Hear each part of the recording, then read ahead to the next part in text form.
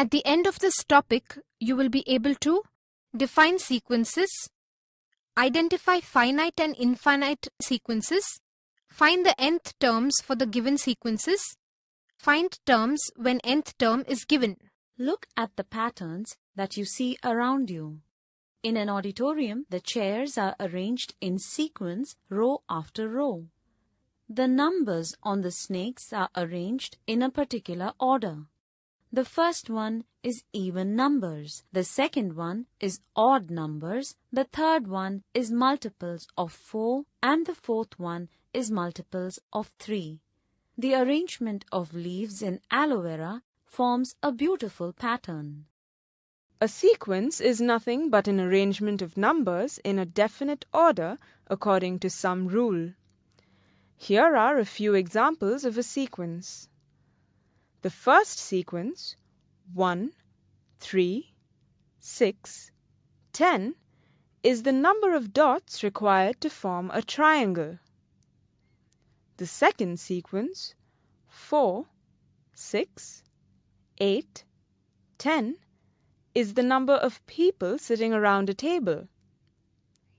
When each time a square table is added to the previous one, the number of people is increased by 2. Terms of a sequence. The terms are the numbers that occur in a sequence. We denote them by T1, T2, T3. Consider the following sequence: 1, 4, 9, 16, 25, 36, and 49. Here, 1 is the first term T1, 4 is the second term T2, 9 is the third term T3, and 16 is the fourth term T4. In general, Tn notes the number in the nth place. Finite and infinite sequences. A sequence having a finite number of terms is called a finite sequence. Otherwise, it is known as an infinite sequence. A finite sequence always has a last term, whereas an infinite sequence does not have a last term. For example, 3, 6, 9, 12 is a finite sequence. 1, 2, 3, 4, and so on is an infinite sequence. The following are some of the examples of sequences. 2, 4, 6, and so on is a sequence with T1 is equal to 2, T2 is equal to 4, T3 is equal to 6, and so on. -10, -20, -30, and so on is a sequence with T1 is equal to -10, T2 is equal to -20, T3 is equal to -30, and so on. 0, 1, 0, 1, and so on is a sequence with T1 is equal to 0, T2 is equal to 1, T3 is equal to 0, and so on. If Tn is the sequence, then the sum of the first n terms of the sequence is given as follows. S1 is equal to T1, S2 is equal to T1 plus T2, S3 is equal to T1 plus T2 plus T3, and so on. Sn is equal to T1 plus T2 plus T3 plus, and so on, Tn. Let us see an example. Write the next 3 terms of the following sequences. Click on the solution button to view the solution. Let us look at another example. Write the first 5 terms of the sequence whose nth term is 5n plus 3. Click on the solution button to view the solution. In this topic, you have learnt a sequence of real numbers is an arrangement of a list of real numbers in a specific order. If a sequence has only a finite number of terms, then it is called a finite sequence. If a sequence has infinitely many terms, then it is called an infinite sequence. At the end of this topic, you will be able to identify an arithmetic progression, compute the general term of an arithmetic progression. Consider the sequence 4, 6, 8, 12, 20. These numbers denote the number of faces in the Platonic solids. So, they follow a rule but not a mathematical rule. Hence, it is an example of a finite sequence.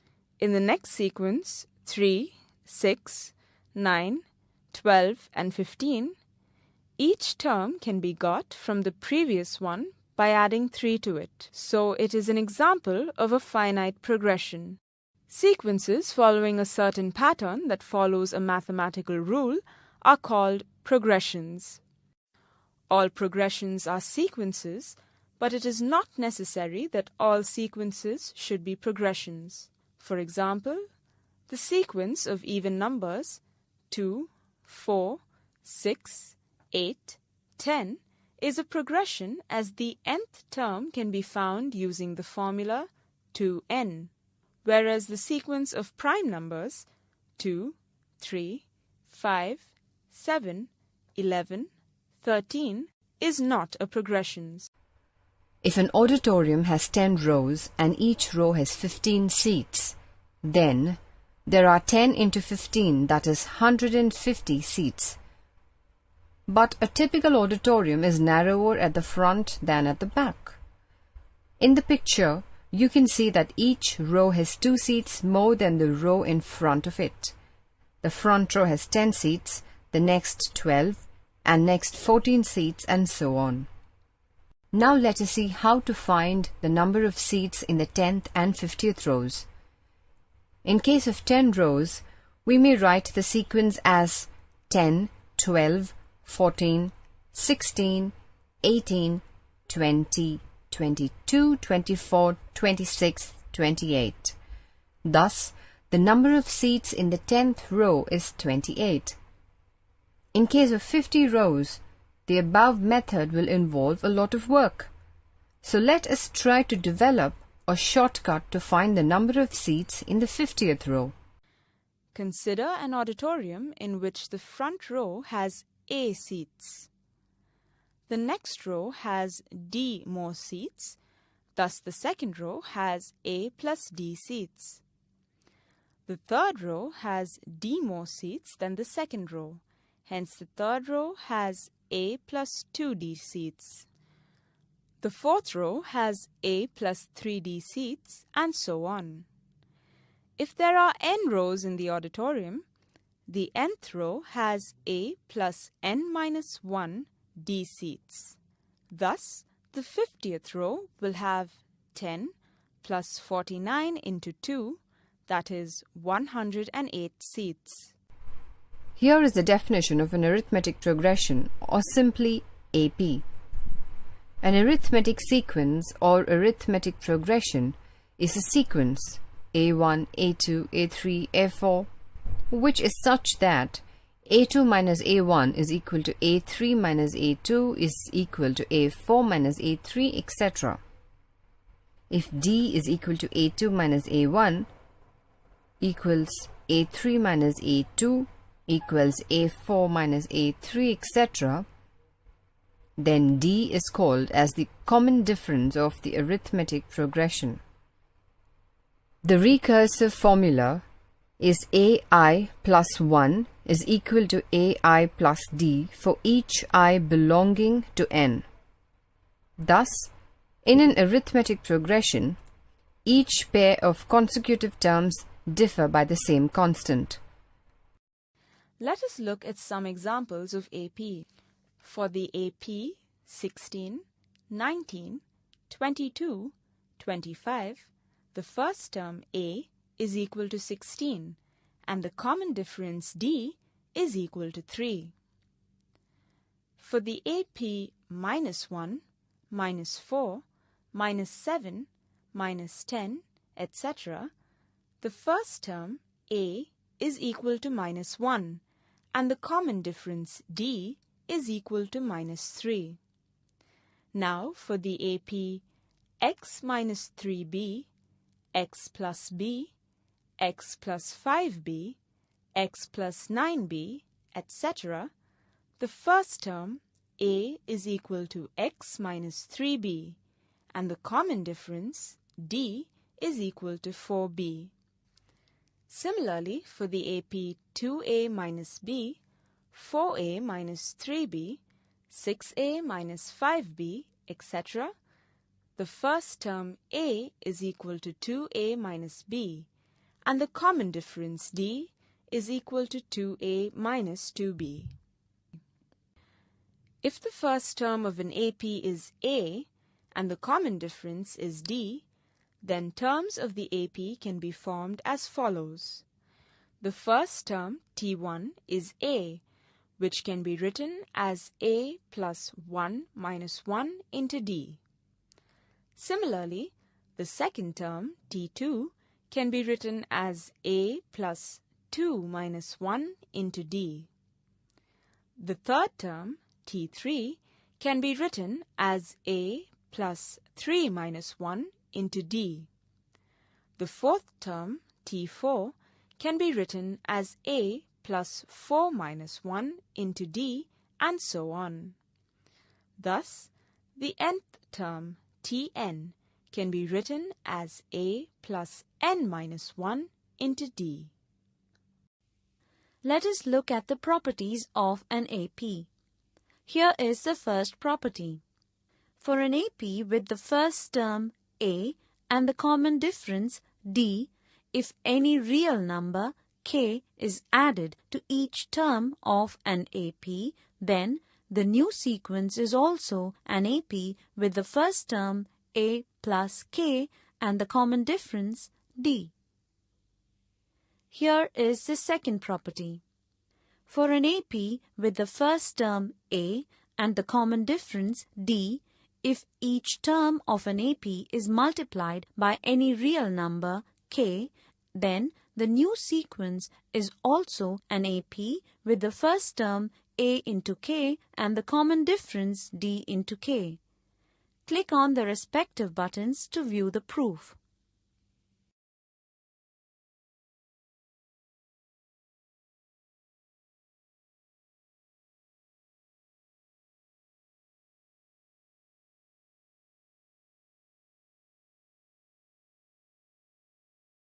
Example 1. Find the 18th, 23rd and general term of the AP 16, 11, 6, 1, minus 4, minus 9 and so on. Click on the solution button to view the solution. Here is another example. The first term of an AP is minus 2 and the 10th term is 16. Determine the 15th term. Click on the solution button to view the solution.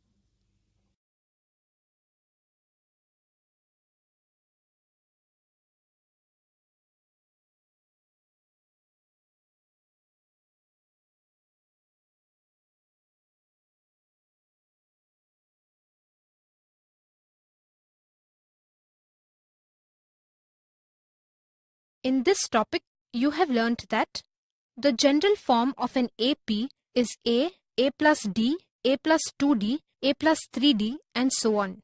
The nth term of an AP is Tn is equal to a plus n minus 1 into d for every n belongs to n. At the end of this topic, you will be able to identify an arithmetic progression, compute the general term of an arithmetic progression.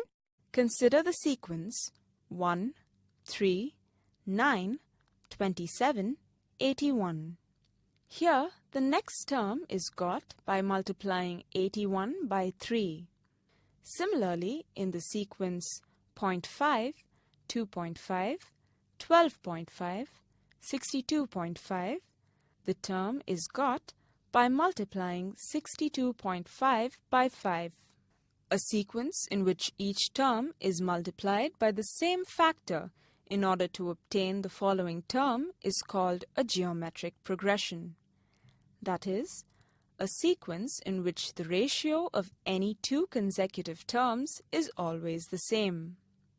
Here is the formal definition of a geometric progression, or simply GP. A sequence of non-zero numbers is said to be a geometric progression if the ratio of each term, except the first one, to its preceding term is always a constant. This constant ratio is called the common ratio of the GP and is denoted by R. The first term is generally denoted by A. Now let us find the general term of a GP. Let the GP be A, AR, AR squared, and so on. Then, the first term is equal to T1 is equal to A, which is equal to AR to the power 1 minus 1. Second term is equal to T2 is equal to AR is equal to AR to the power 2 minus 1. Third term is equal to T3 equals AR squared equals AR to the power 3 minus 1. Fourth term is equal to T4 equals AR cubed equals AR to the power 4 minus 1. And proceeding in this way, we get the general term of a GP as Tn is equal to AR power n minus 1. Let us see an example. The nth term of a GP is 2 to the power 2n minus 1 by 7 for all values of n. Write down the first three terms. Click on the solution button to view the solution. Here is an example. Find the 10th and the nth terms of a GP. 2 by 3, 2 by 9, 2 by 27, and so on. Click on the solution button to view it. The following are the 3, 4, or 5 consecutive terms of a GP. 3 consecutive terms: A by R, A, AR. 4 consecutive terms: A by R cube, A by R, AR, AR cube. 5 consecutive terms: A by R squared, A by R, A, AR, AR squared. If the sum of first three terms of a GP is 39 by 10 and their product is 1, find its common ratio. Click on the solution button to view the solution. If the sum of first three terms of a GP is 39 by 10 and their product is 1, find its common ratio. Click on the solution button to view the solution. In this topic, you have learnt the general form of a GP is A, AR, AR square, and so on, with A not equal to 0 and R not equal to 0. The general term of a GP is Tn is equal to AR to the power